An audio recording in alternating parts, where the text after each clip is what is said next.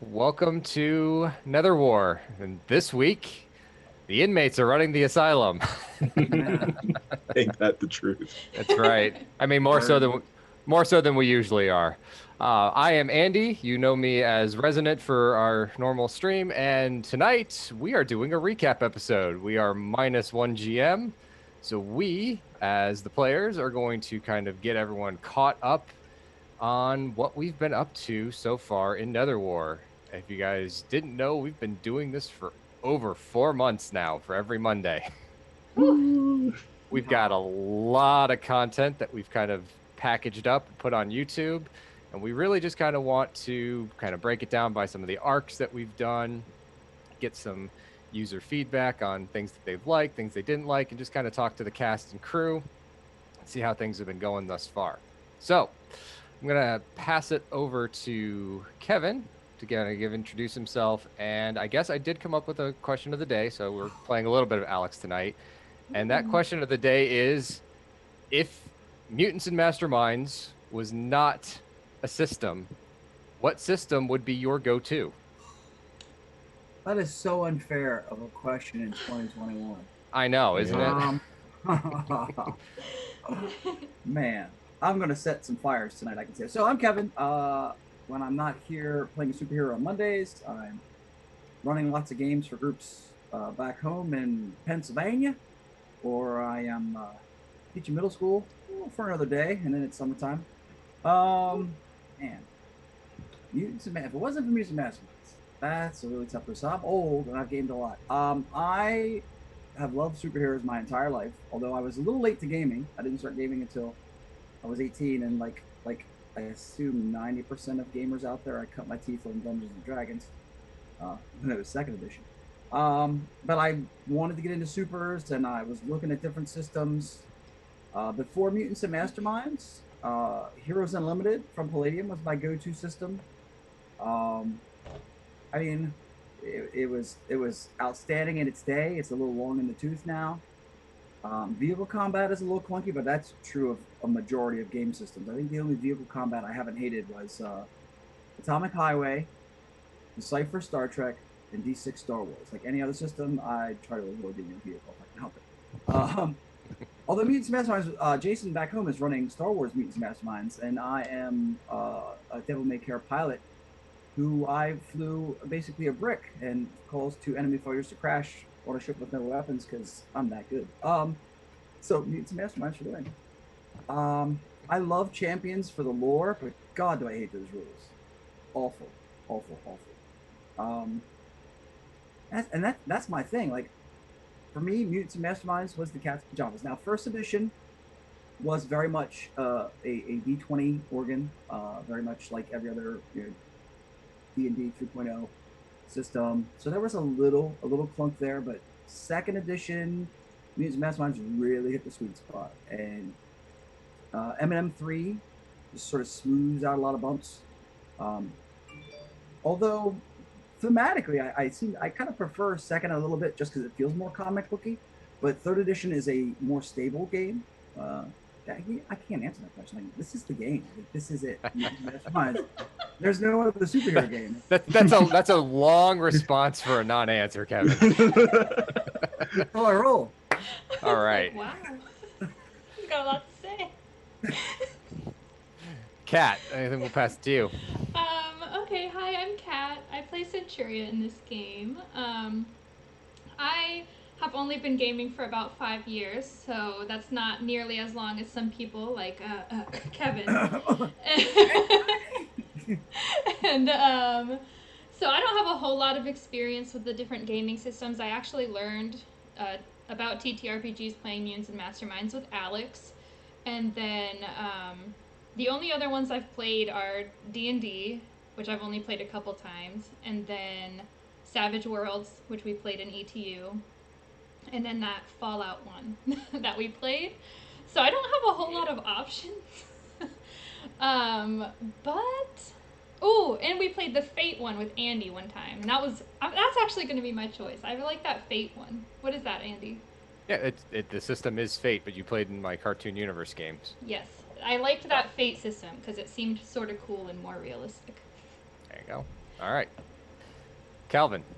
Hi, I'm Calvin, and I play Bowman mostly in this game. The cool archer guy who screws up his personal relationships like a real superhero, True. but has a ton of tricks in his utility belt, also like a real superhero.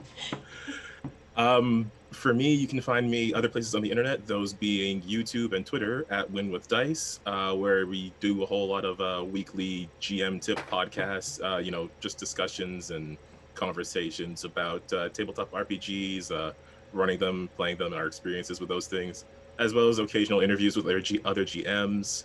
We did a whole lot of Lancer stuff last month, and we got to talk to an author of some like fan made Lancer content, and that was really fun just to like delve into that and get into their heads. So that was cool. If you want to check those out, that's Win with Dice on the YouTubes.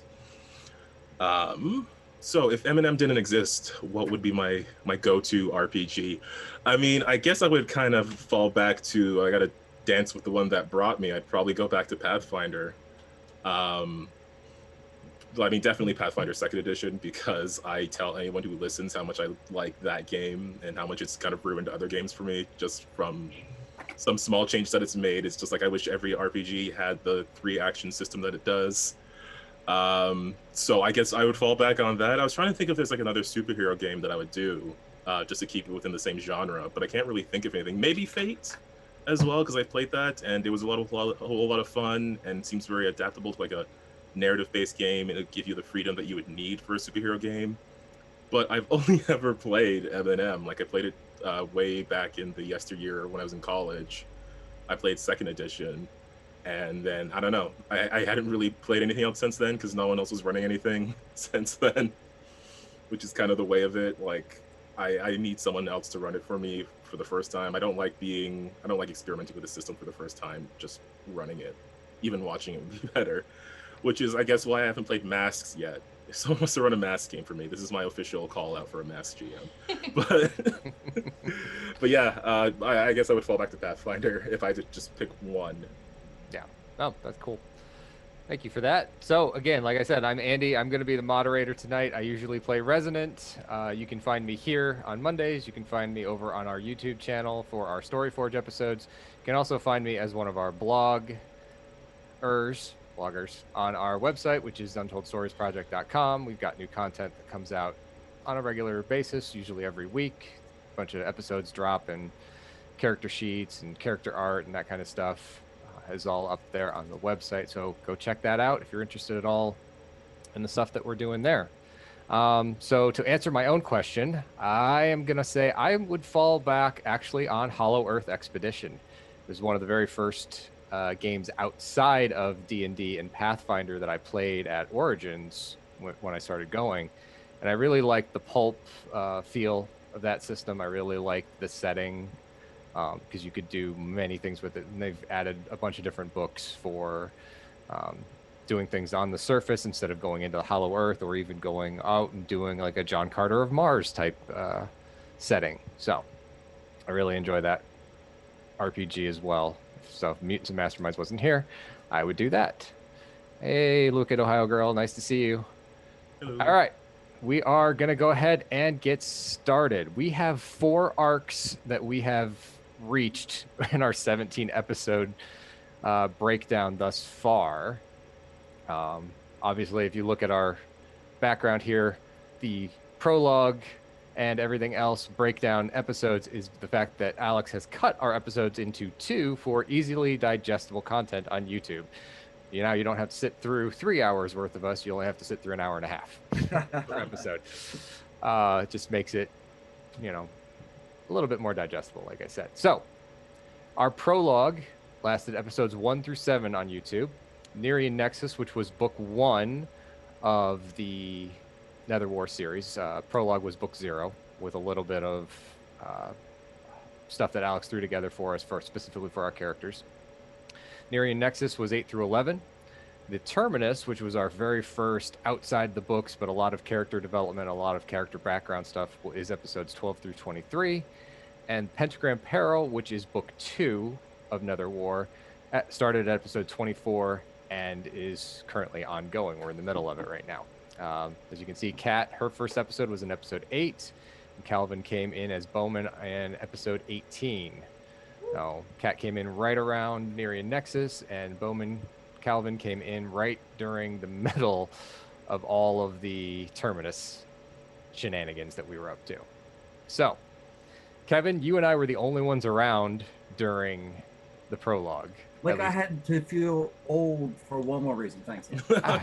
Hey, I'm right there with you at this point. But you and I were the only ones of the ones here that were around during the prologue. So we want to kind of give a little bit of a breakdown between you and I about the prologue and kind of what we thought about it, and then these guys can chime in with anything they've got. So, prologue was a long time ago. I mean, February was a bit back.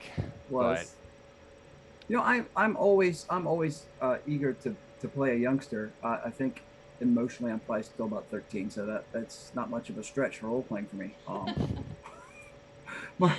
My first time ever playing Mutants Masterminds, and this was back in first edition. The Crimson Hands, the famous group of origins of yesteryear. We were playing Mutants Masterminds, and Jason and Jeff were like, "Yes, we're superheroes," and John and I were like, "Yes, we're 13," and we proceeded to be little a-holes for 3 game sessions. God, I must have been such a monster as a 7th grader myself, because that was awful. But so we were playing at the Claremont Academy. So at that point, I didn't really know the lore of the system yet, because this was my introduction to it. I said to the GM after, I was like, you know, I might have been a little more well-behaved if you'd pointed out that the headmaster just happened to be this universe's version of Batman. Like, little clues like that helped rein me in.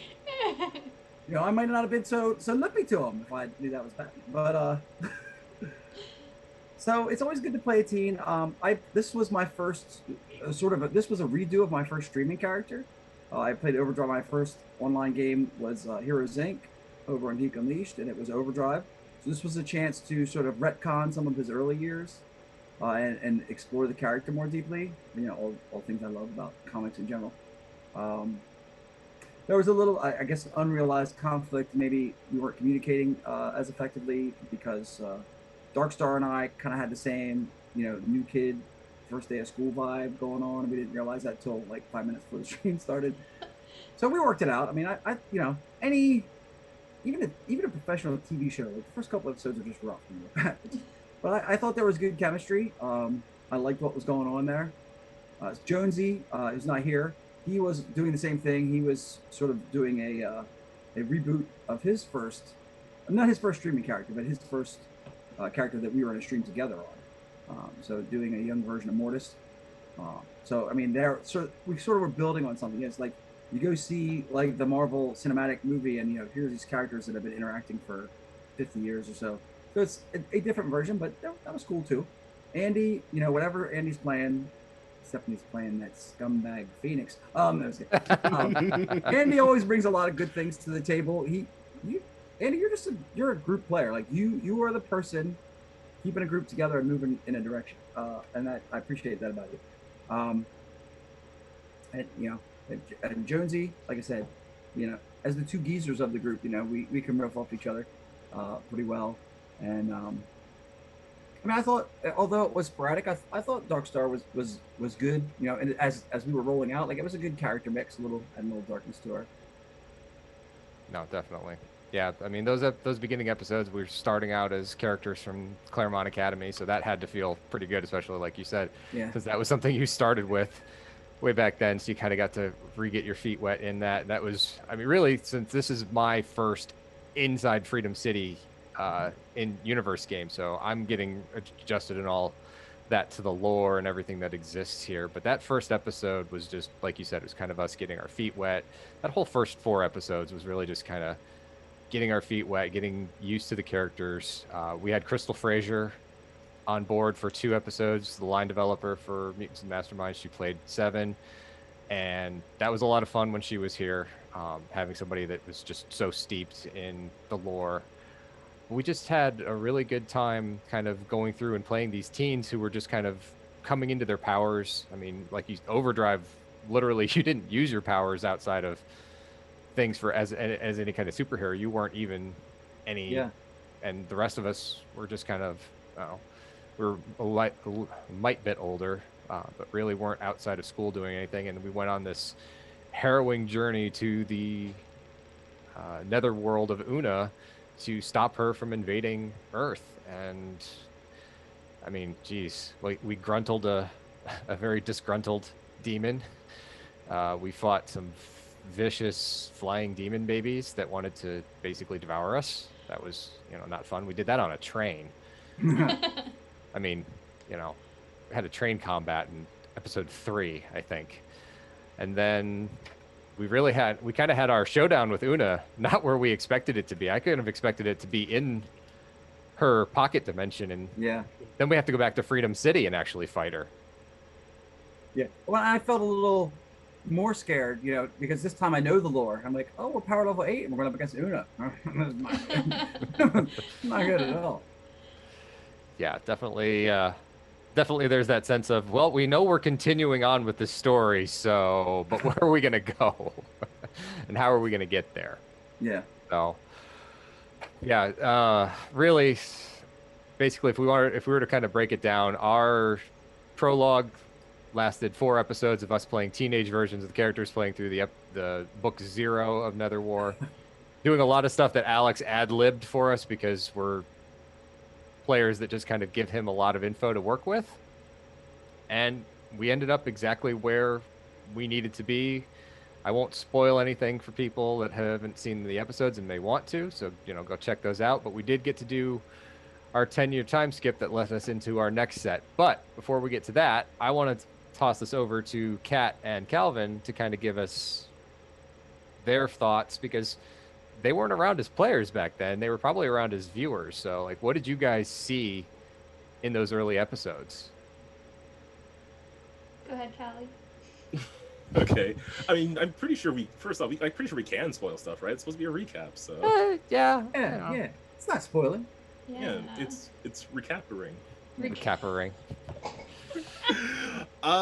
Gosh, those first few. So, my thing with this game was that, so way back in the day, the far gone year of, I don't know, was it 2019, 2018, whenever the Heroes Inc. stream was. You're gonna offend Kevin. Stop. in back in the time beyond time. So yeah, I don't know, I just really liked that stream back then, for various reasons. For one, I didn't really see very many Mutants and Masterminds games going on, at least online. I listened to others, but that one just really grabbed me. I guess it just kind of hit the right notes for me. So I was lurking on the USP Discord for forever, of course, lurking on the channel forever. And then it's just well, I see you're starting this new series. You're playing Netherwar, which I was really interested in, because I've been looking for something to run in Mutants and Masterminds, and I was like, maybe I could just yoink this Netherwar thing and put it in the campaign setting that I already have, that I'm making on my own, and just file out the serial numbers. A thing that I do very frequently. So yeah, I was just I like this group of people. I want to know more about this game. So yeah, I'm 100% in right away. And yeah, when I'm watching it, it's just seeing all the characters, seeing Speedy and Spooky again was pretty fun. But seeing Resonant, Darkstar, all the new characters. I mean, also Crystal Fraser playing Seven. It was just a really fun thing to watch, I guess. Because there still isn't a whole ton of Mutants and Masterminds game. I mean, there's more so now, definitely. I feel like there's been a whole bunch that have come out in the last year or so, or at least that I found out about in the last year or so. I don't know if it's just me, but yeah, no, it's just, I really like the game. I like the people who are playing it, so I'm gonna stick around for each episode and see what happens next. And yeah, I didn't know a whole lot about Una's stuff, admittedly. I knew some Terminus things, but I didn't know a whole lot of the Netherworld things. So yeah, it was also partially learning more of the game lore as well as I'm watching it. Gotcha. Kat, I know you didn't get a whole chance to watch a lot of our early stuff before Alex kind of pulled you into this whole thing, but do you have any thoughts on our prologue?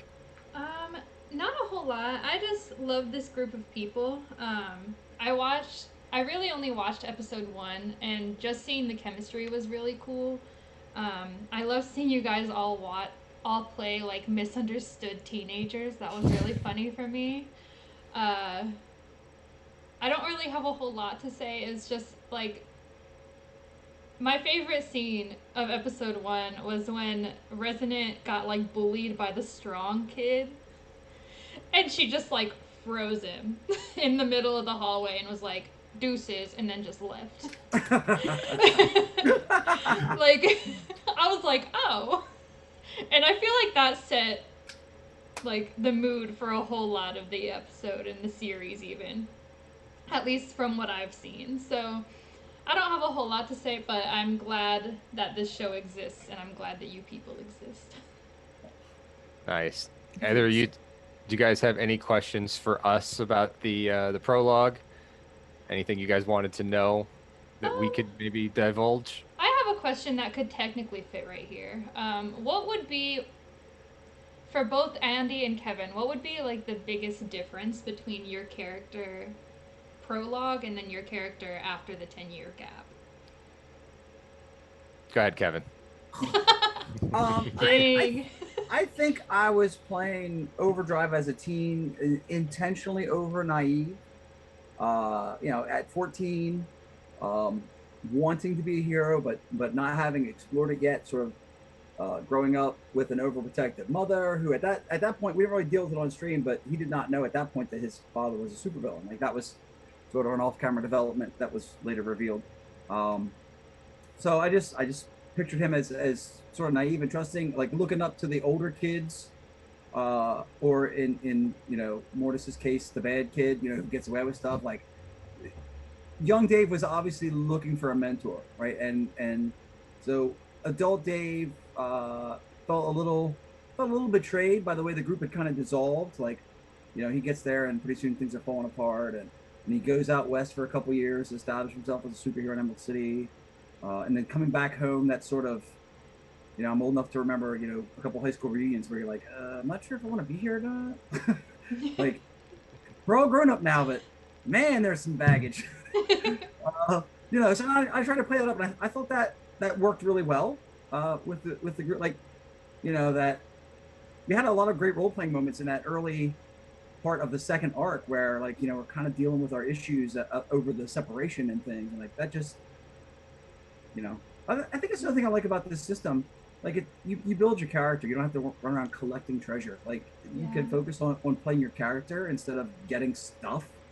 And that's what I enjoy about the game. Like, I don't care about the loot. I mean, if I don't need it to succeed in the adventure, then I could care less who gets the gear. Yeah. Go ahead, Andy. Yeah. So for Resonant, I don't know if I actually managed to get this to come off on stream or not, but my big thing with her was to go from someone who solved the problems directly to someone that supported the people that were solving the problems. So I liken it to kind of my City of Heroes archetypes. She started off as a blaster, and she became a defender. The whole big shift I wanted for her was to really grow into her magic as that 10 years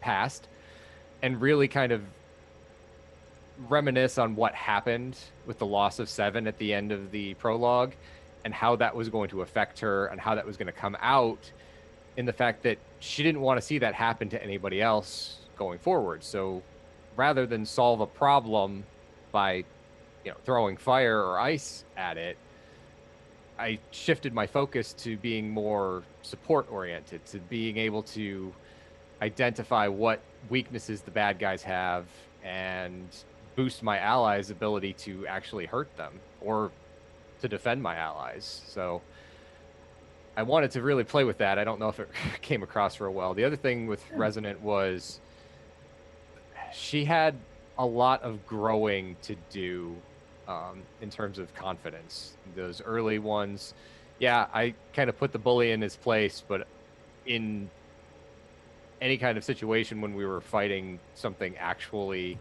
bad, and it wasn't just somebody, normal or just super powered normal, she wasn't very confident in herself and her abilities. And I wanted to make sure that changed when she got to adulthood, and that she was now more capable of, you know, being aware of her magic, being aware of her powers and what it could do. And basically then trying to take more of a lead role, more of a support role within the team once the team got back together. And she basically could unload some of that baggage, as Kevin said, that happened over those 10 years, her own guilt for leaving the team, and basically feeling like she was the part, that linchpin that broke the whole team up. So, you know, that was kind of how that was for that. Makes sense. So, all right. I was curious, like, just so I can. There was one thing I was wondering about the prologue. I guess not like plot stuff specifically, but just like, does it feel different having because it's still like a first session, but it's also a first episode. I was wondering if there's anything that feels different about like a first episode of a stream versus a first episode of a campaign for you.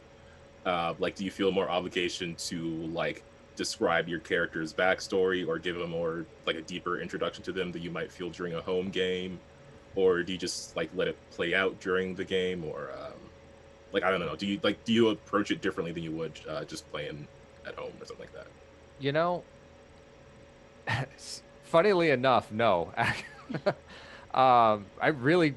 We really didn't get into the backstories of our characters a lot within that first episode, with even within the prologue. I mean, we really we knew what our backstories were. We'd had session 0 beforehand to kind of prep for the first episode, but we intentionally, at least I did, and I'm sure Kevin did too, we intentionally left some stuff that we were going to get to in the stream. We kind of wanted to we didn't want to throw everything at everybody, because, you know, then we wouldn't have any surprises for later on down the road.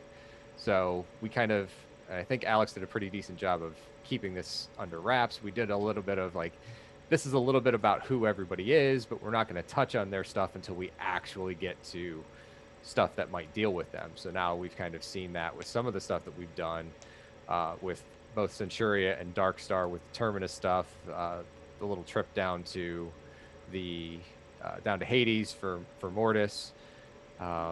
We've had instances of Kevin talking about his supervillain father, and just in our last episode we had Resonance Homeworld kind of break through and show itself. So yeah. I mean, 17 episodes in, we didn't touch on any of that within the first episode, really. So Kevin, any extra thoughts on that? I'm going to agree with Andy there. I don't approach that aspect of streaming any differently than what a home game. As a player or a GM, I'm like a kid at Christmas, especially if I get to play my favorite role-playing game. I love my home groups, but odds are if we're playing something other than Pathfinder, I'm running it. So I am thrilled as all get out to play anything. I mean, don't get me wrong, I like Pathfinder. I'm thrilled to play anything, and the closer it is to my favorite, the happier I am. So, you know, I have a tendency, even in, you know, fantasy, although that's the majority of my play experience, I tend to develop a lot of background for the characters, and then I trust that the GM is going to feed it out in a way that serves the campaign. And I've had GMs that my background didn't matter at all, you know, and there's other ones that took it and run with it. And on the flip side, as a GM, I don't like to pressure players. I encourage them to give me background stuff, but I don't pressure them.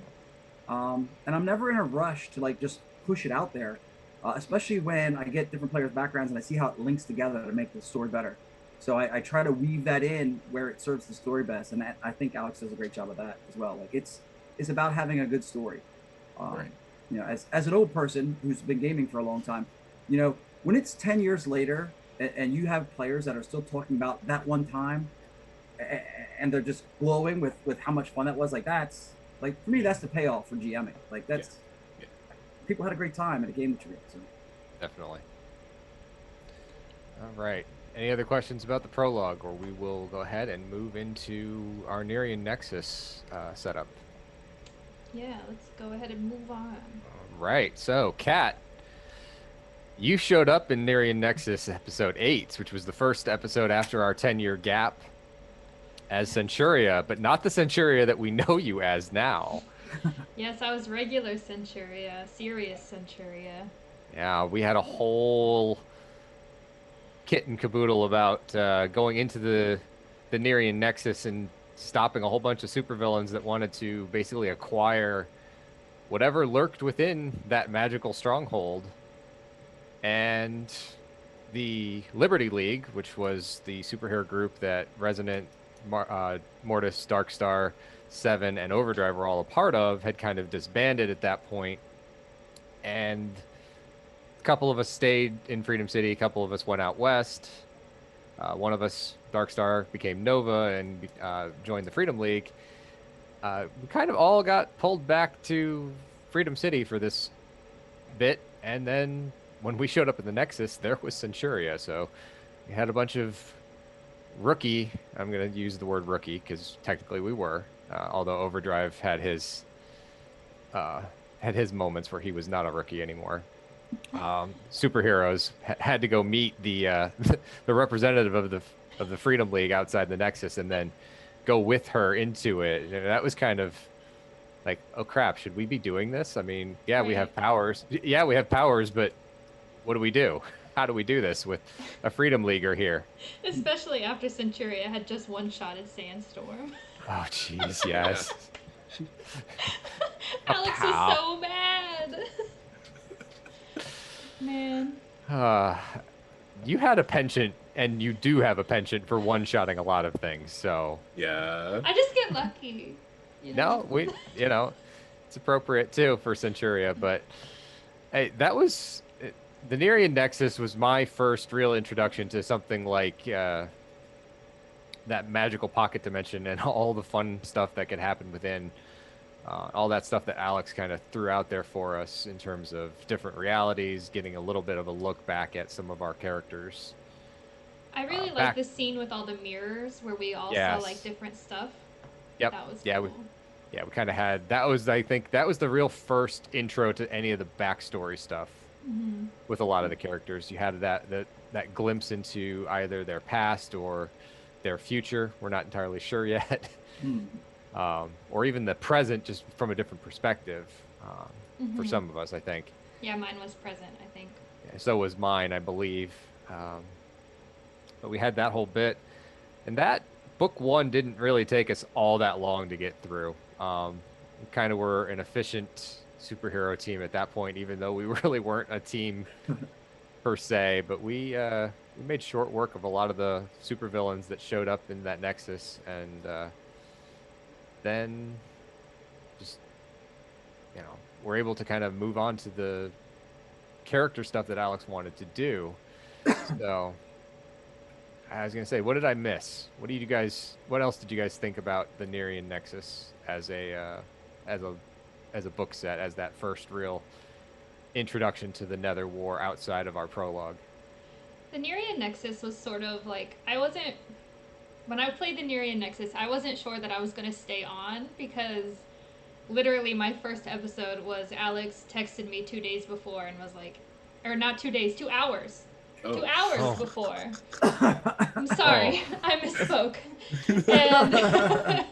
And he was like, so I need you to do me a favor if you can. And I was like, oh God, what do you need? And he was like, okay, well, like, we're playing this game and there's only 3 of us or whatever, and I would like a 4th one, so can you like guest star temporarily until we find somebody else?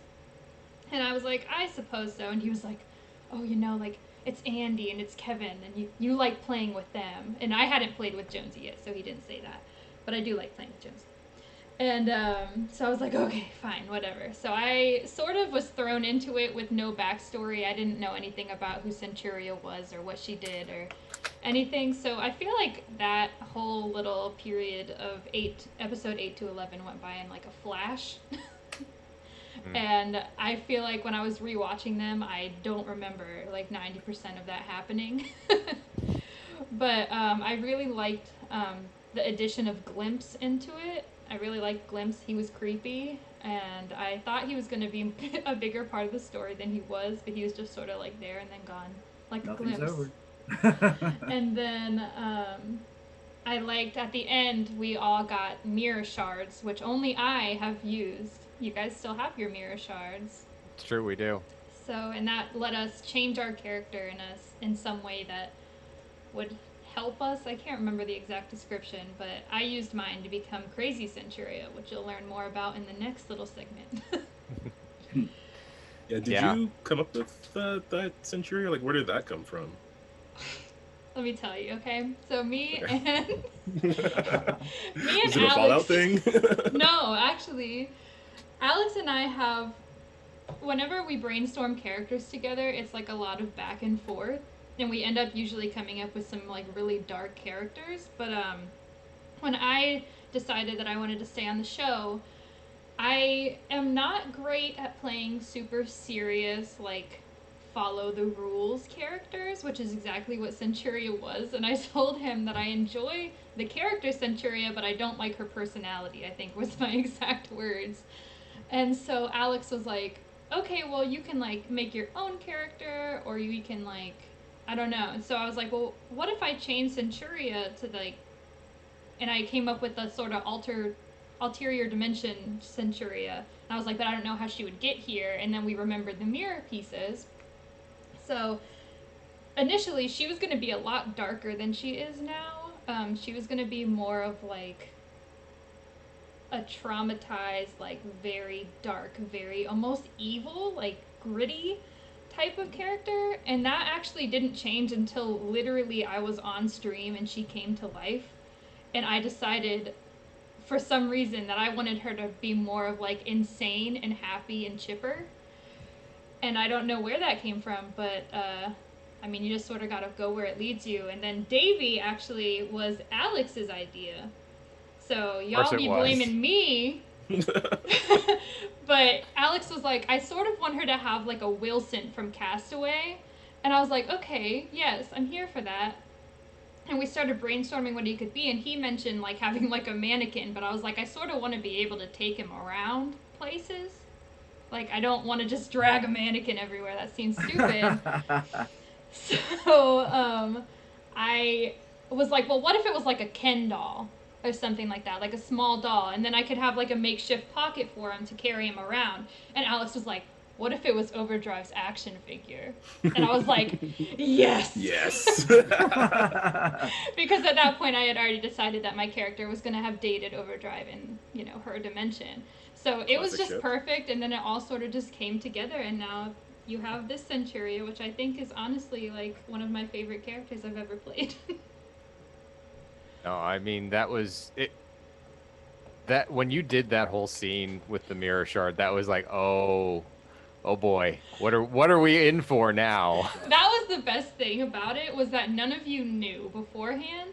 Yes. We didn't tell anybody, so all of your reactions were very genuine and like, what is happening? And then when Kevin found out about the Overdrive action figure, it was great because you were like, I have an action figure. just stroke the Overdrive ego, basically. Oh my god, As if he needs it. I know. Oh, it was so good, but honestly, it was a journey to get there, and I'm sorry that I just talked for like 20 minutes, but it was a good time, and I'm glad that we got to where we are. Kat, we've only been doing the recap for the second arc for 10 minutes, so. I felt like I was talking forever. I was like, I need to shut up. It was a good story. It's a good story, yeah. But yeah, so are we skipping into the Terminus then, or do we have other Nerium Nexus things to say? I don't know. Do we have any other questions about Nerium Nexus? Calvin, was that the big one for that set? Yeah, I guess I was just mostly curious about like Centuria stuff, like why that character and why change it this way. Because it's been like really fun to watch. I mean, again, coming from the Heroes Inc. stream, I was always up in the YouTube comments, just, you know, encouraging the Centuria Overdrive ship. I don't know if it had a name. Overturia, maybe. Overturia. Well, there were a couple back then. Well, and that's the funny thing that you and I'm sure that was Alex's deviousness to bring you in as Centuria, because the last stream there was definitely some overtones of Overdrive. I think there was a sprinkle of petty when he decided to make me Centuria. There was a little bit about that. I think there had been some mention about that ship from Yeah. that had come up beforehand, so that probably got Alex's gears spinning because it doesn't take much. No, Yeah. Honestly. a little nudge and he's off and running. And he Mhm. knows that I have no problem trying to romance other player characters. I mean, in ETU, I was pretty much like, Jess is gonna be my lesbian lover. And that went that way. So now I just have to convince Kevin to love Centuria instead of Tracy. Or That's just what makes it so good, though. Or Or just just steal kill Tracy. Yeah. or steal her. Tracy. Just kill Tracy. Oh my god. I gotta say, I mean, what? I'm actually feeling a little like PTSD with this relationship thing. Like, you know, I roleplay characters that aren't me, but like I'm really feeling guilty that Dave is kind of a scumbag and like 2 times, which is odd because Cody was a complete man whore and he didn't care. But Dave is kind of a good. I mean, he's a goofball and egotistical, but he's kind of like trying to be a good guy. Like, I really feel guilty that my imaginary self is cheating. And the You're funny not thing cheating. yeah, and the funny thing is there is no cheating going on. There It's is the no implication. Yeah, exactly. I know. I think it's It's- just all in your head. It is. It is. it's the Freedom City version of TMZ. And now that Cody is appearing in the Freedomverse, now I'm really conflicted. This guy has no morals. There's Dave trying to do it right. Oh, I'm the same character in the same scene sometimes, or 2 different characters in the same scene. I'm just saying that if Tracy leaves Dave, I'm not going to be unhappy about it. I'm kind of like I'm not sure how I want the story to go. Like there's that crossroads. Like which way can we go with this? That would be best for the stream. I'm just like, What's I'm best glad it's for not your me. heart, Kevin? What's best for your heart? That's because you need to date Resonant, but you're going all the Sophie train, and I'm mad about it. Oh man, we should have a section where we talk about ships after we finish. All right, That's a whole thing we can talk about. I was gonna say all right, we'll get there. We'll add that to the end of this. Yeah. All right. It's So just going to we're be like multiple hours of us just talking. That's what this is supposed to be. We're supposed to just kind of give everybody a recap of what we had. So like I said, so the Nerium Nexus on YouTube, it's episodes 8 through 11. It's book 1 of Netherwar, and then we get into the Terminus arc of Netherwar was specifically story driven. It was backgrounded for Darkstar / Nova, and it also tied in pretty well with the Centuria that came out through the Mirror Shard, and it all dealt with us having to go save the Freedom League because we're the Liberty League that just reformed, and we have to go into space and rescue the big boys and girls from the big space bad and Una and oh my god, everything else that's going on here. So that was a whole thing. I had Resonant in a spacesuit for 12 episodes, partially because we were waiting for the totally amazing art that came through by Cody. We were waiting on that, and it just made sense for Resonant, who was basically still being like, I went back to normal life. I'm a shop person. I do Reiki, I do massage, I sell books, and you pulled me back into the superhero world, and I'm wearing a skirt and sweater combo. I kind of need something here. This isn't going to work too well. But Terminus was all about heading into space, beating up on Lomas Life. That first couple of episodes are the bounty hunter who was after the Freedom League, heading down to a planet. And this is where our second guest star, Paul, came in playing Daedalus for that episode. That man has the voice for radio. He does. The voice of a really god.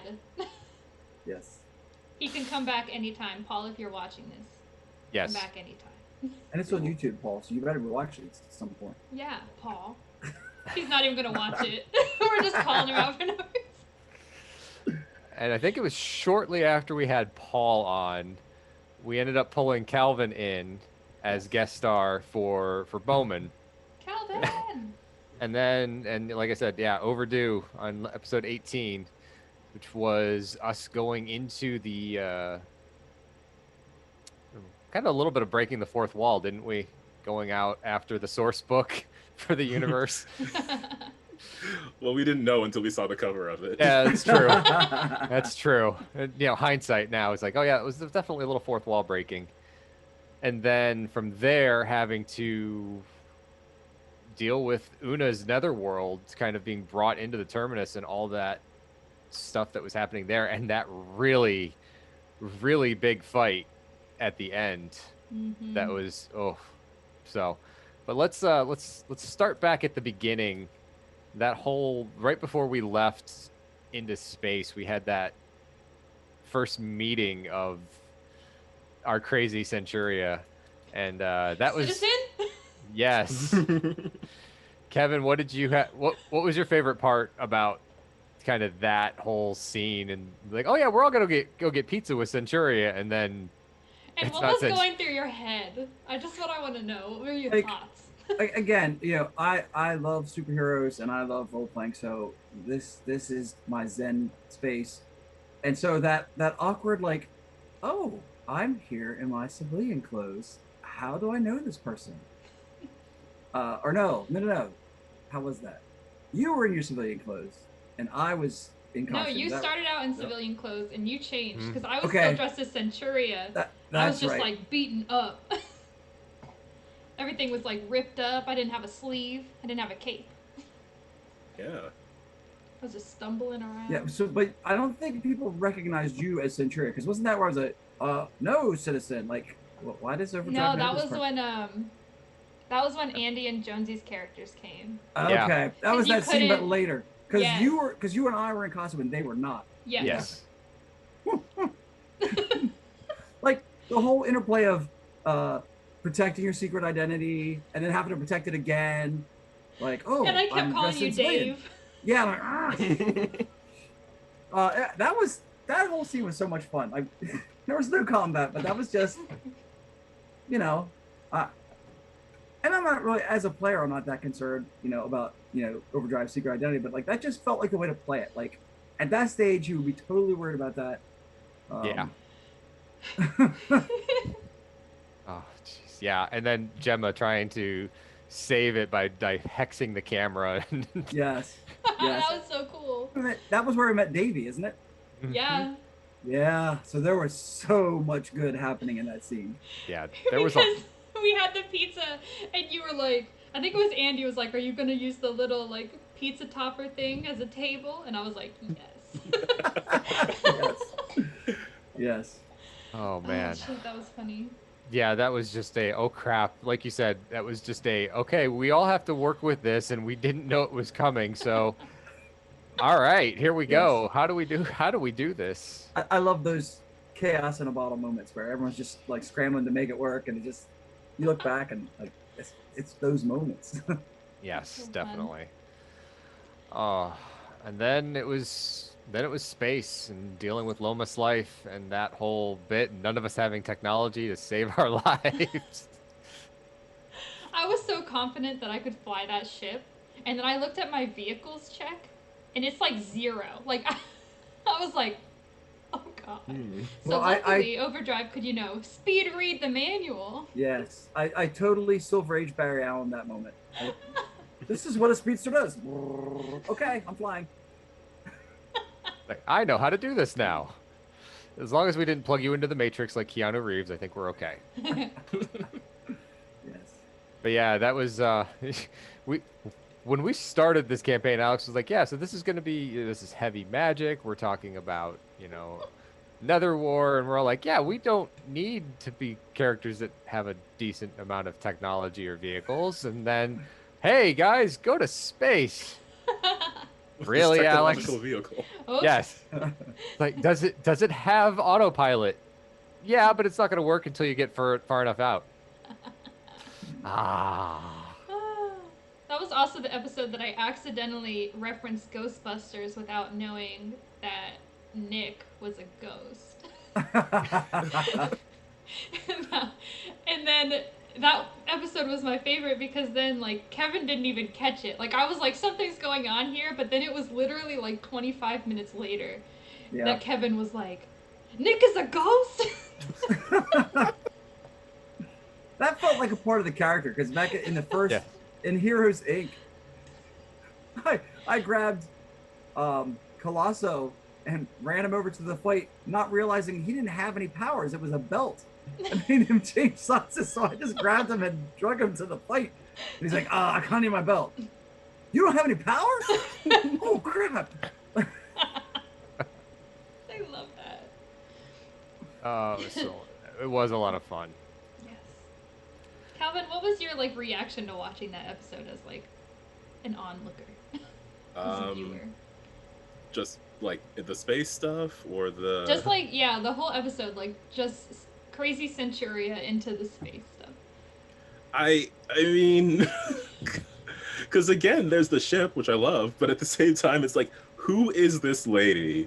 Where's this world Centuria? Why did she have this action figure? Who made this action figure? It was just so many questions at that point because I don't know if I had the like setting book at that point. I might not have. But like I vaguely knew some stuff about Centuria. So like at that moment it was like, forget everything you thought you knew about this superhero. Right. So yeah, it went into this thing where it's like, now that I don't know things, Centuria is sort of like every other character, like I don't know everyone's deal until, you know, it comes up on the stream. So with Centuria, it was like, well, now I don't know her deal. I don't know what might have gone on with her. I mean, I know some things at this point, obviously, but like I didn't know everything about her. So then it was like, now I can learn more stuff about this character.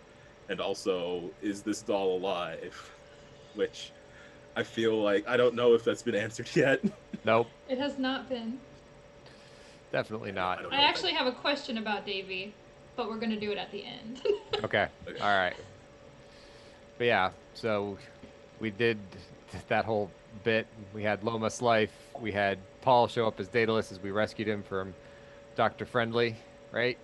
Yes, and I took out all the nurses because that was the first time that I knew that I had takedown 2 and what it did. Oh, yeah. The classic Centuria move of smashing everything. Smash all the minions. And we've learned though, we can't ask if it's a minion until we've actually punched it once. Cheers. Yes. Yeah. I did not know that. I had not known that rule. It's like, I mean, I could tell you if it was a minion if I had made some assessment on it, but you know. Usually you went. My bad. Usually you guys went before us. And then, so we rescued Paul, who was playing Daedalus, and then we had to go drop into Una's netherworld, and in doing so, we found ourselves face to face with the Freedom League, or at least the remaining members of the Freedom League, minus Nova. Yeah. And we had to down the good guys who'd become bad guys. We had that superhero trope of the almost the sidekicks taking on the main JLA. Yeah. We had our Justice League versus Young Justice moment, I feel like. Because of mind control again. Of course, always mind control. Always just the mind control. Didn't I throw somebody in that fight? You threw Star Knight, I think it was. You throw somebody in every fight. Yeah. That's a real thing. That's like a trademark. I don't throw people. I throw something generally. Right, it doesn't necessarily have to be a person. That's just It's fun when it's a person. It really is. Yeah, that was another fun episode to watch. I think maybe by that point, I don't know if I knew by that point that I was going to be coming on as Bowman, but I definitely went back to that episode and was like, because he was very effective in that combat. So I was like, okay, let me write down some strats here. Explosive arrows, good. Yeah. Bowman. Oddly enough, in that fight, Bowman was the most effective member of the Freedom League against us, and which was hilarious because you had a gem mage, you had a speedster, you had a paragon, and the living dead guy, and none of the super powered superheroes could do much to them. And there's Bowman picking us off one by one. Exactly. Yeah. Yeah, That was humbling. there was some pressure coming into there. Probably part of why I've made so many arrows at this point. But yeah, like I don't know, because I've watched that a couple of times. I do remember there was one moment where Kevin, you described specifically knocking one of Bowman's teeth out, and I meant to bring it up again at other times, like because he was mind controlled, I wouldn't remember what happened, so I was going to be like, how did this happen? Oops. I still remember that. I got to bring it up in game. There you go. Yeah. Ever since I lost my tooth that one time, I don't know. Oh man. One of my teeth is in the terminus somewhere, and I'm not happy about it. Overdrive is just like, I don't know what you're talking about. I've never been a dentist. I feel like now that we've brought that tooth, now that tooth has been brought up again, now Alex is going to make it a thing sometime down the line. Sure. Yeah. It'll be like a giant mutant tooth monster. Oh. I was thinking evil clone, but Yes, that's where I was going to. That's Oh my way- god, evil clone, the only way you know it's him is that there's a tooth missing. Beautiful. No, he'd have all the teeth. The He'd real have one. all the Yeah, the, Clone only will way, have the all real the one is missing a tooth. Yep. Oh Stop man. giving him ideas.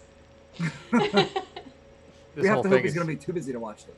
yeah, Yeah. at least he will be, at least for a week, thankfully. Excellent. We can determine countermeasures. So yeah, so right pretty much after that fight, I think we brought you on board with, Yeah. to kind of guest star. We'd lost Paul back to his gaming group, and they wouldn't let him come back. We needed another guest star. No, they would. It was just, I they- understand. like they wanted him for the stuff they were doing, and I do not blame them at all. It's true. And then we brought Calvin in to guest star, and we had so much fun with him. We're like, no, can we keep you? You're not leaving. Yeah. Yeah, no.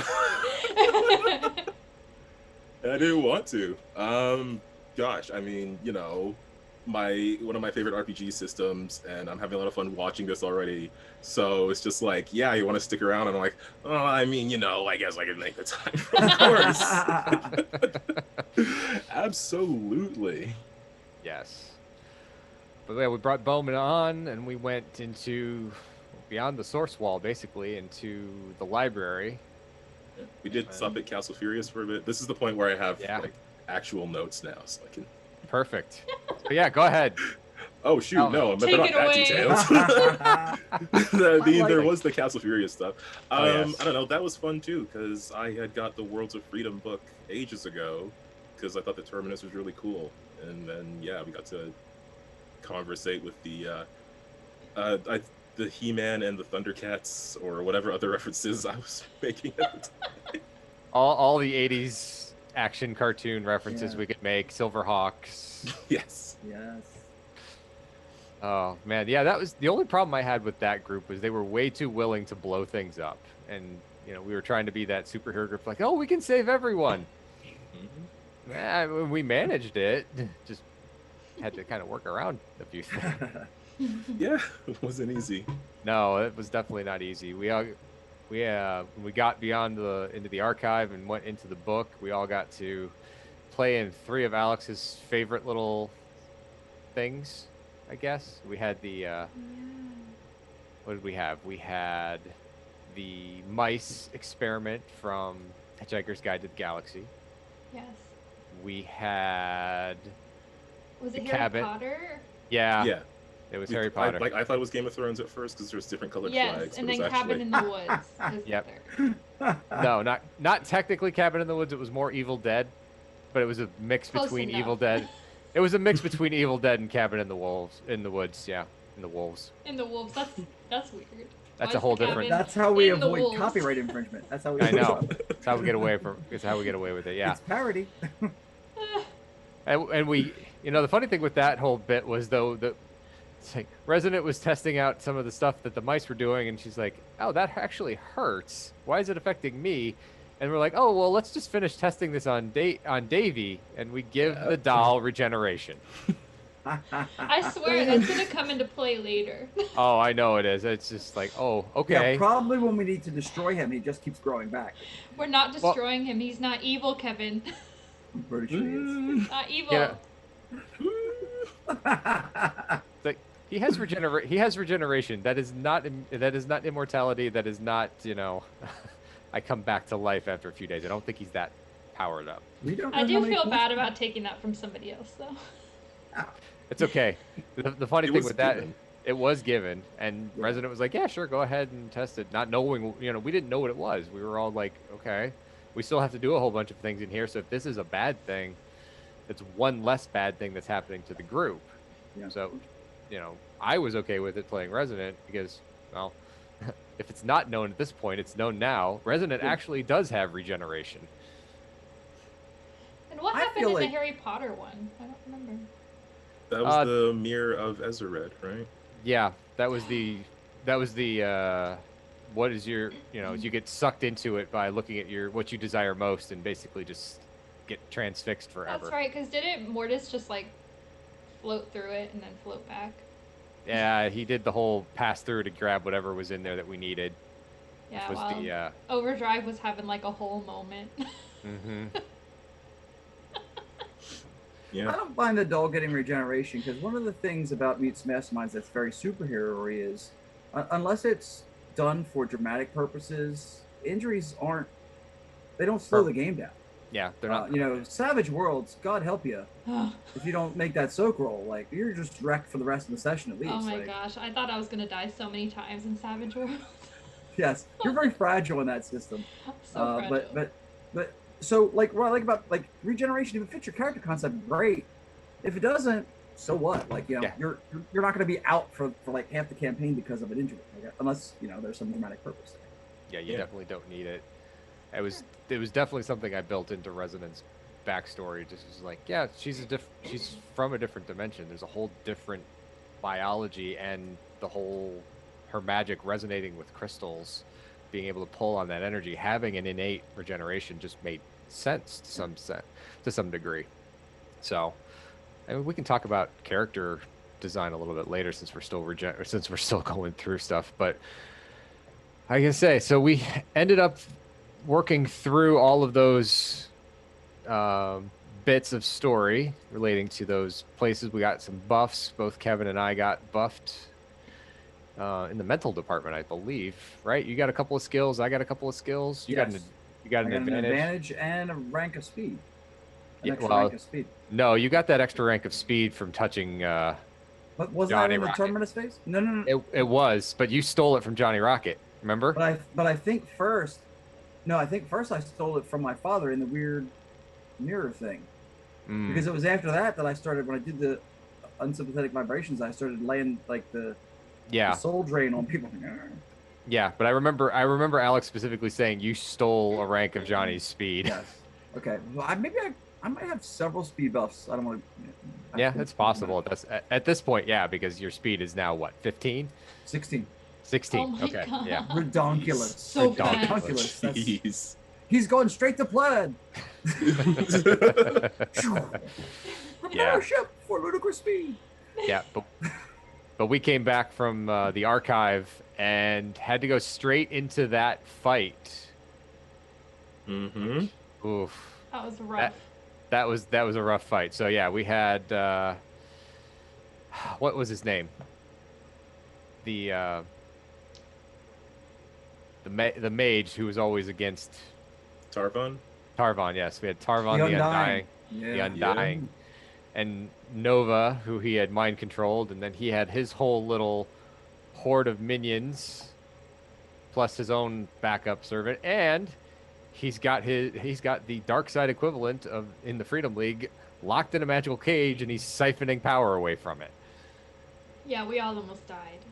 Yeah, we did. Yeah, that Yeah, was we hard. did. It's close. Yeah. Bad. And it I wasn't was- like it was close for one person. We literally all almost died. Yeah. Some people actually did die. That's Some right. people 'cause actually the did next that. episode we had to get them back. Like, Yes. Yeah, that was very, very stressful. That was like my second episode, first off. Yep. Second off, a boss fight, which is always stressful in any game. Third off, I don't feel like I'm very tactically like an expert in mutants and masterminds. Like I have fun in it and I like building stuff in it, but I'm not like an expert tactician. So yeah, there was a lot of sweating going into that one, I gotta say. Yeah, I think the funny thing with that one was, surprisingly, Resonant was completely and utterly fine throughout that entire combat. I managed to like put myself in a position that Alex didn't hit me with that blast that killed the majority of the Freedom League. I was just outside of it. And the longer that fight went on and the more trouble we were having with it, the more I'm sitting back here going, how can we get out of this? How is this going to be an escapable event for us? Yeah. And then I remembered that I had the Alternity Atlas. And I came up with that whole, I'm going to go back to the Nexus to see if he can port everybody back here.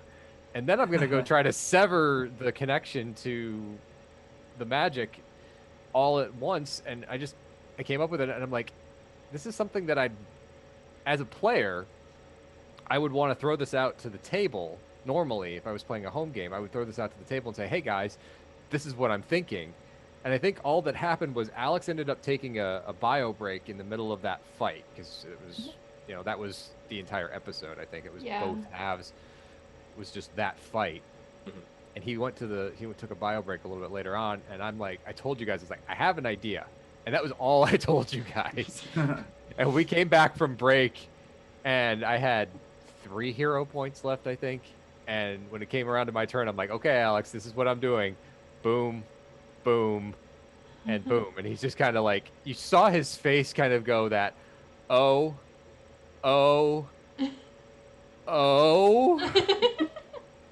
Just that, oh crap, how do I deal with what's going on here? Kevin did that to him. Was it during Operation Torch? Yes. Except at the end, the critter was still too tough. Like, oh my god, I had this elaborate expenditure of like 4 hero points. Yes. And then this happens, and then this happens, and then this happens. And then at the end, I was undone by a dice roll. Yep. Oh. Curses. But yeah, Welcome to my that life. that was one of those things. Is like I didn't want to throw it out there just to say it, because I'm like, does it make more sense for me to just do it?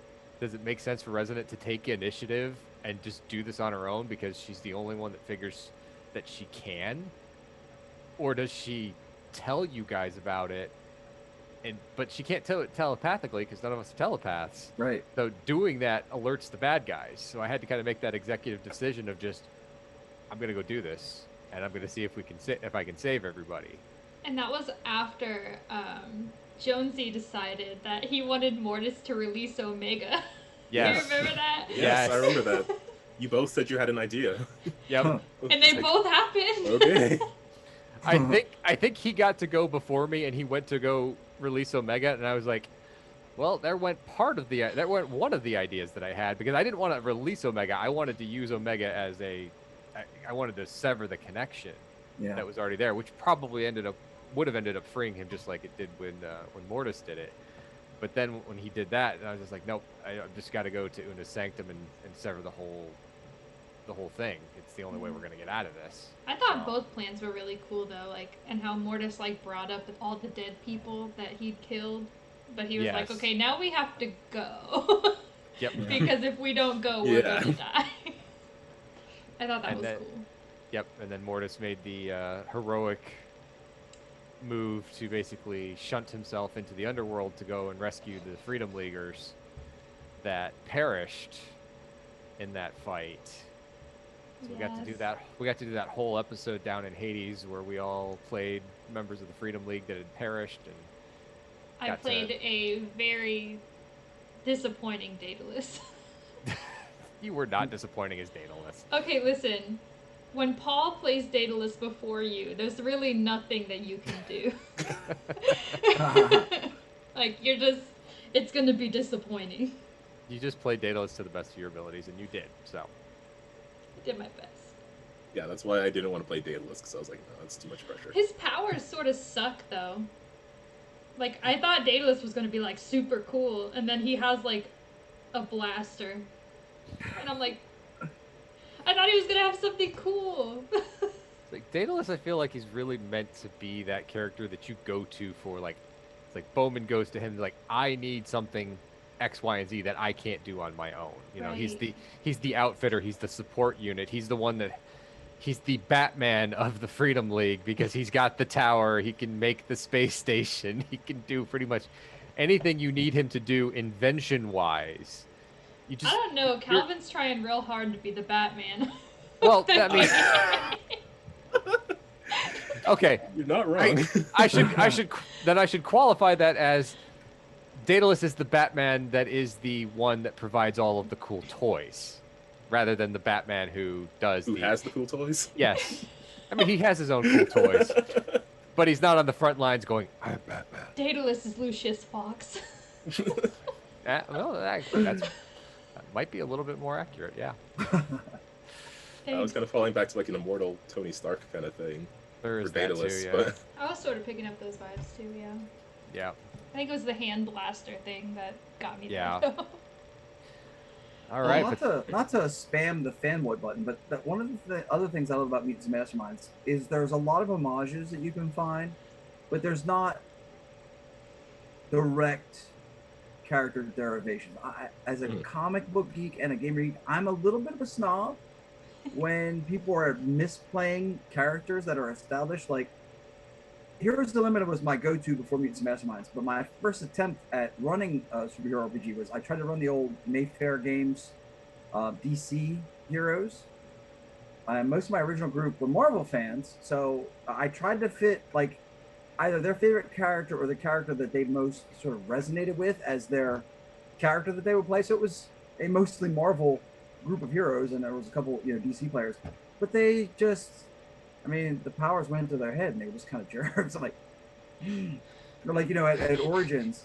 Last time I was at Origins, and Alex was running his television DC Universe characters, and the guy playing the Flash he didn't know the character, didn't know the show, so he was playing like, what if Flash were this misogynistic jerk who just happened to run fast? I'm like, you're not being Barry Allen. Get off my table! Like, of course I was playing, Supergirl, so I was trying to be nice about it, but at the same time, no, not having it. No. But like Alex's little Mixoplick Justice League D&D crossover, 12 players. Everyone was just Jones in their character. I was Superman. Jason was Martian Manhunter. Ed Rollins was Batman. John was Green Arrow. I didn't even know Alex's friend that was Constantine. He even had the accent down. Like, that's gaming nirvana. When you're playing established characters and everyone's in character, like, that's it. But like Mutants and Masterminds, again, Immortal Iron Man. So it's like Iron Man, but you can put your own spin on it. Like, I just love that you can sort of nod to a character, but still do your own thing. Yeah, definitely. And then, so that finished off the Terminus arc when we got back when Jonesy brought the Freedom League back. We had our last little encounter with the Archivist. Resonant got her full-on superhero costume because we'd gotten our art. And we headed into book 2, which was the Pentagram Peril. Do we have any questions relating to what happened in the Terminus or anything else you guys want to share about I Terminus? have more of a comment. Go for it. I do want to say, like, so coming into this, I got the what is the book called? The Freedom City book that, I don't know, it's probably just Freedom City source book or whatever. So I could read Bowman's backstory, and I saw that he had this prior relationship with Seven. And it was sort of just like a paragraph in the book, not a big deal, but I was like, okay, here's some drama. Here's something I can latch onto to make more, because I just wanted to have like something to work with, more so than I was like, he was just mind controlled a moment ago and fighting these people, but like he's not gonna remember all that, so I needed like a thing, and this was a thing that I just like really like latched onto, and I kind of came in with Bowman being a lot more grumpy, I guess, a lot darker of a character, just really very clearly having an issue with the entirety of the Liberty League. Maybe less so Centuria, because Centuria wasn't the one who was there, but yeah, like I was definitely playing up that whole connection to Seven and just like really leaning into it, and I had a lot of fun with that. But like I intended for that to last a whole lot longer. I wanted to be a jerk for several more episodes just to have that excuse. But what immediately ruined it, well, not ruined, but changed it, I guess is the proper term, is just going into that big fight. Because I was taking some notes of everything, of things that everyone was doing, and I couldn't like justify having Bowman like hate these people forever, just because like just seeing how effective they were, seeing everything that they were doing, like putting themselves at risk to like draw all the enemies together, everything that Resident was doing, everything that Mortis was doing, and Overdrive being the one who pulled all the people together so they can all get beat up. I don't know. I had a I had a lot of fun with just like because then I had to figure out like, well, how do I change this? How do I progress it? Where do I go from? He's not gonna like hate all these people, but now I have to like deal with the guilt of that. That was sort of a thing that I was trying to do, and his very awkward apology on the ship to Gemma later. That was also Yeah, no, that was yeah, like I intended for that to last a while longer. Like even with even like going up to the mirror of like desires and crap and the source book, that that one heartstring moment that I got in, that was pretty fun to go back and watch everyone's expression on that. But yeah, no, I don't know. I had to change a lot of things. Just you come into a game with an idea, and then you start playing the game, and then things change in the game, so you gotta like, adapt to them. No, I mean, yeah, that was you were very closed wall when Resident was trying to break you down. I think it's part of the reason why I ended up taking my emotion sense power, because she's like, I need to figure out what's going on, and it made sense with the background and everything that she was doing on her day job. I just hadn't brought it into the character as a thing yet, and but it was good to see that progression. And I mean, really, up to this point, I mean, we did a lot of character growth from that episode 8. By the end of episode 23, we were pretty well, I would say we were back to what we would have been before the whole group broke up back in the teen years. Kevin, do you agree with me? Oh, absolutely. Yeah. Absolutely. Yeah, I mean, we haven't got to explore that yet. Maybe we will. That might come in a future thing. But I definitely feel like our characters had gotten to the point of we now remember what it's like to do this on a regular basis. Yeah. We remember each other's tendencies. We can now act as a superhero team is theoretically supposed to act. Yeah. We still have our moments. We still have our drama because no team is without it. But right. Definitely, you got to see, especially in that last fight, you got to see all of our tactics, all of our thought processes kind of brought to bear to deal with a threat of that magnitude. Yeah. Yeah. And as someone who's grown old with Freedom City lore, it's like first edition was like 2002. First edition, Bowman and Seven were on the next gen together.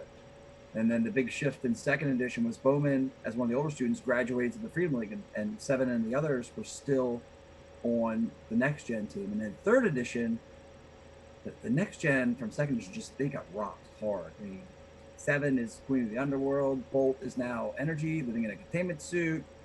Megastar is hiding in space. His life is wrecked. Nerium is back under the sea, not talking to anybody.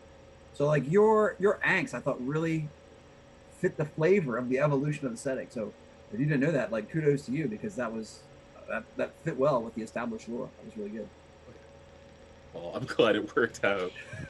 Like really glad it all worked out. So. Yeah. Kat, do you have anything for this point? I don't think so. I think I said everything while we were talking about it, so I think I'm good for now. Perfect. All right, so then we are going to move right into Pentagram Peril, which is episode 24 to the present day, leading up to last week, which is, I believe, is available on YouTube.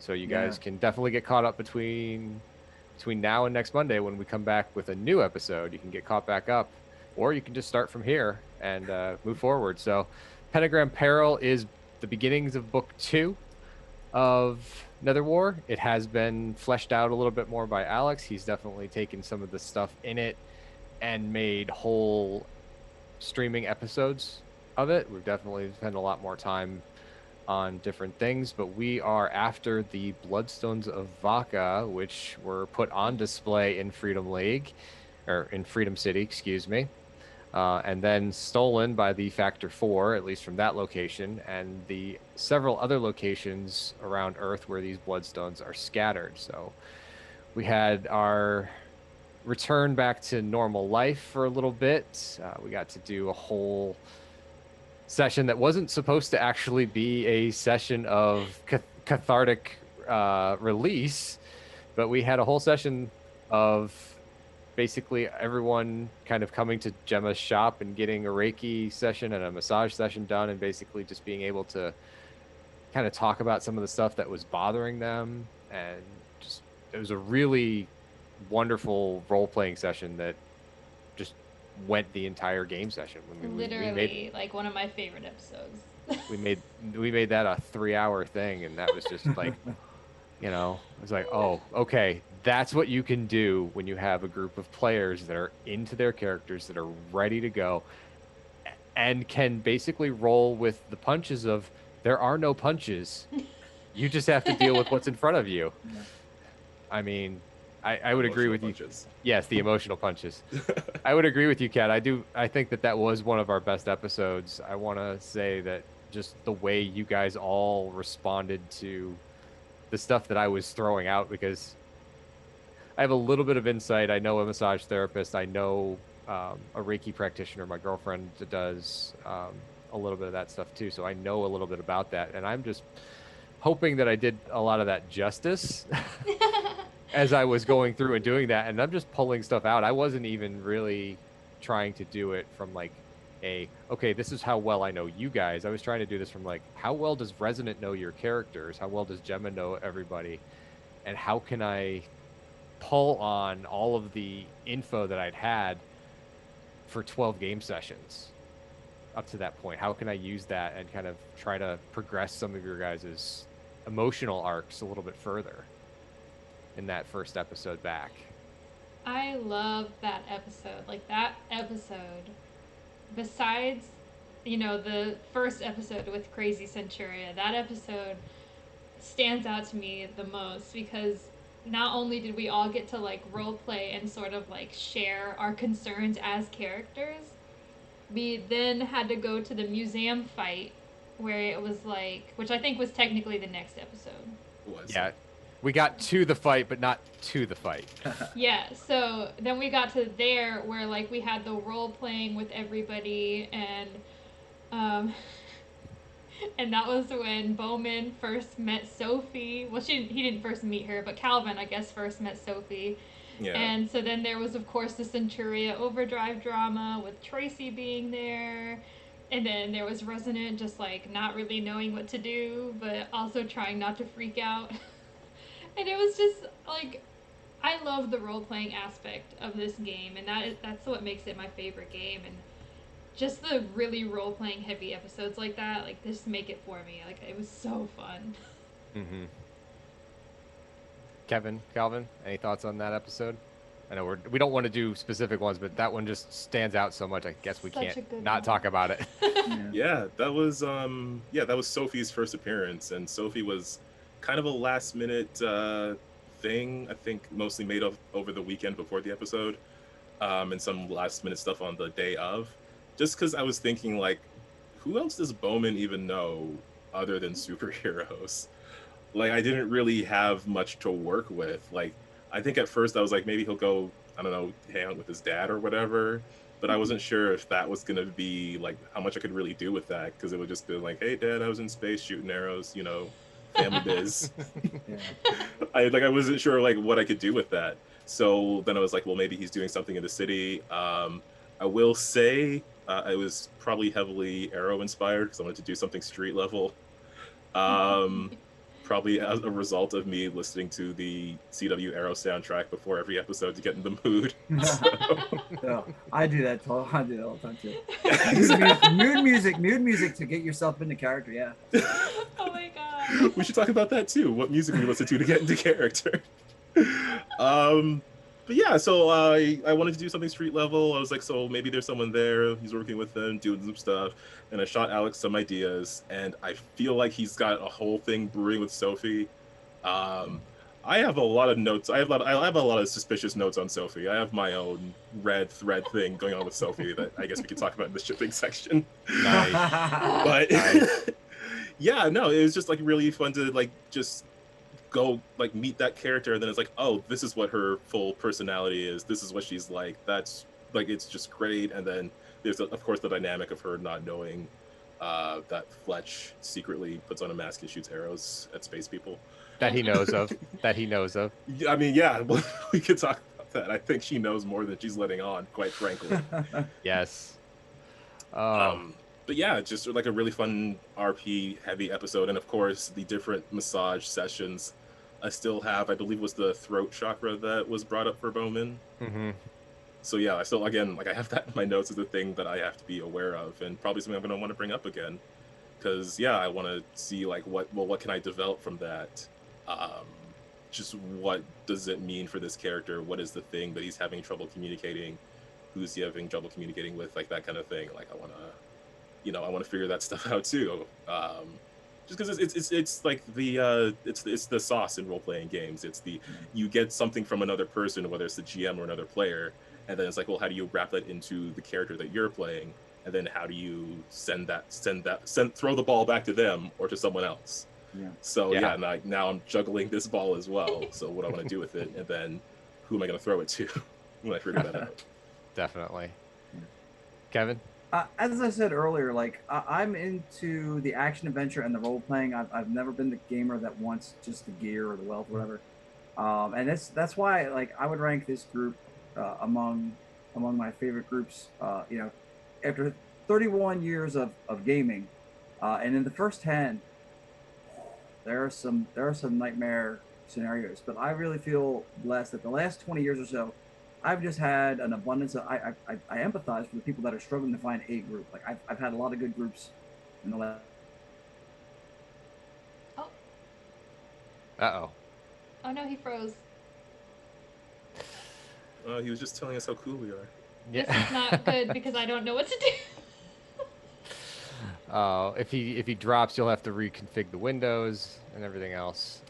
Kevy. We'll just let it happen naturally. I guess we'll just go ahead. We'll come back to Kevin when he gets back on. Sorry for the technical difficulties, everybody. Oh shoot, I just messed it up anyway. Oh, did you minimized it? Yes. Okay. I would All like right. to be dead right now. Well, Okay. You Yeah, guys everyone's- can keep talking. Yeah, if we'll you just keep want. going, and then we'll Yep. keep you going. guys We'll just- fix that along the way. Yep, we'll fix it along the way. So yeah, so we had so we'll get back to Kevin when he gets back here, everybody. We so we had the Factor 4 show up at the museum. At least 3 out of the 4. Mhm. Fairly certain the 4th one was there. We just couldn't see her. Yeah, wasn't that confirmed, or was that not confirmed? We know the gem was stolen, so I think it was confirmed at that Right. point. And then the bloodstone was stolen. And then we're like, Sala, why? Why do you put the magical artifact up for display? This is a superhero city, and that kind of thing just happens here. Yes, exactly. Oh my gosh, yes, always. So then it was like, okay, well, here's our next quest. Let's go hunt down the Bloodstones of Aka. And we knew that there was at least one more within the city, and it was over at the university. Mhm. Head over there, and we get the homunculi. That whole bit was fun. Let me see if Welcome gotta- back, Kevy. is it Yeah, I back? crashed there. I don't know what happened. The Zoom locked up. Oh, Zoom okay. too fast. Broke the sound barrier. I zoomed too Too fast. Cool. What I Well, miss? We kind of just threw it up there that we were going to come back to you when you got back, Oh, but we went ahead and moved on. Basically, the Factor 4 showed up, stole the Bloodstone. We knew the other Bloodstone had shown up at was at the university. We went there and we ran into the homunculi. Or didn't And run into the homunculi, but we had the video of them. The security guard named Dominic Toretto. Yes. I love my Easter gosh, eggs. I I forgot love about Easter eggs. Love Easter eggs. Right. I didn't forget about him. He's going to be the most powerful person in the city. Oh, I forgot. Yes. So, but yeah, if you want to go ahead and pick up where you left off, Kevin. I think the last thing I was saying was about like in the Titan City Chronicles, the first, the Lost and Forgotten. Like a lot of my background elements that come into play, but the Lost Love had not, and the series was just about over. Did I get that far before I dropped out? Nope, you were you were Nope. still talking about the gaming groups. Yeah, you're Oh, pretty wow. close to the Within beginning. the last 20 years, you. Oh wow! I really like. I could see myself. You were talking about how good we are? Yes, I was. Yeah, we were really enjoying that. One of the one of the things I like about this group is it has all the characteristics of my favorite groups, in that we feed off each other. Like no one is here stealing the spotlight. Nobody's that rogue picking the rest of the group's pockets all the time. Like we're looking to have a good time. We're looking to tell a good story, and to build each other. Like that's I've just I feel sympathy for those people who are struggling to find a group, because I feel like in the last 20 years I've been blessed with a lot of really great groups, and like that's what it's all worth. And so you have these episodes that it's all role play, and it just like it feels great because everybody appreciates each other's character, like in that growth and that bonding that happens. It's good stuff. And we were talking about, I guess, background and working that in. So in the first Titan City Chronicles, Lost and Forgotten, I had given Alex a bunch of background stuff, and most of it came into play. The one thing that hadn't was this sort of lost love arc in the character, and the series was almost over, and it's like the last episode. And we started with just a throwaway scene that just really evolved into something with emotional punch. And Jess was so triggered because she hated that NPC character that was Champion's, could have been. And, Yeah. wow. And the ship just started moving at warp speed after that. Like the shipping was all over the place then. There was a lot. There was a lot of shipping It's- going on in that series. Yeah. It's an important But part just of any game. I know. the aspect, the characters are so important, and it's not just who gets the +1 student plate mail like that. Mm. No. Yeah, that is a benefit of the system. Like just this, I don't know if this is off topic-ish, but like just speaking from a GM perspective, I kind of like not having to worry about like this system. I would like running it because I don't have to worry about like making sure everyone has like the right equipment and stuff like that. Like my thing with my Pathfinder game is like I need to get better at rewarding players things, because that's always like the last thought for me. It's always first like, well, what story can I put them through? What cool monster can they fight? Instead of like, well, now I got to give them a +1 breastplate of fire breathing or whatever. It's like, this is your character, this is who you are, so now you can lean into like your relationships with other people versus your I don't equipment. think any of these are supposed to be I here. said Titan City Chronicles, and we summoned up Brian. Right. Because I don't know what Zoom can. Oh, look at I that. don't think people can see right now, but some of the stuff is being dealt with. Oh, That's fine. Wow. There we go. Well, the audio is still running, so we can still keep going. Definitely. Yeah. So we're just gonna keep going. I mean, those of us that need to see our faces, you can just kind of scroll back a little bit, take a screenshot, put it up. You'll have it. yeah. Find the most embarrassing frame you can. Yes, please do. All right. So we talked about the university, and then we ended up going to Southside, deal with a Right now, I'm just in the with It's Nightfire and his whole band of This is supposed to right-wing be white supremacists. I'm not supposed to do this. Yeah. I don't know what this is. And we had that little fun bit, and I know Kat's working hard to get everything back up and running on her end, but we had the whole parking meter to pyro the fire member of the Factor 4 in his face to just completely and utterly keep him from. That was my Why? best work. Honestly. It was. Is that where I'm the tell attacker Brian, no camera? belly shots. No I'm belly the shots. attacker. That's where that happened. Yes. Yes, definitely was.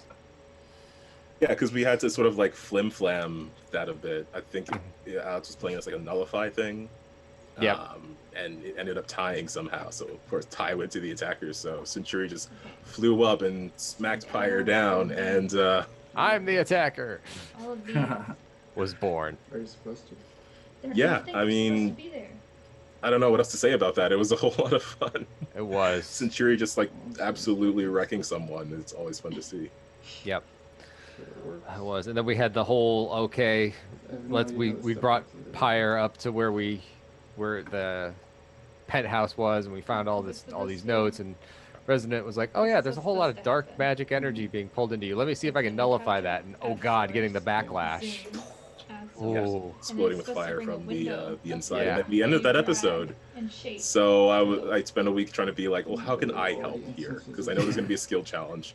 What am I going to do? All I have is these foam arrows. Alex and I did a little bit of talking behind the scenes. I'm like, okay, so what do I need to do for you? And we got to the point. He's like, I think it was Monday night. He's like, oh yeah, you're fine. Don't worry about it. It's only if it would have done X, Y, and Z. And I was like, okay. So we just even kind of we didn't hand wave it. It was handled by the fact that I was where I was. It could have been a lot worse. Yeah. And the funny thing with that one was we had talked about at the end of that episode, we were gonna go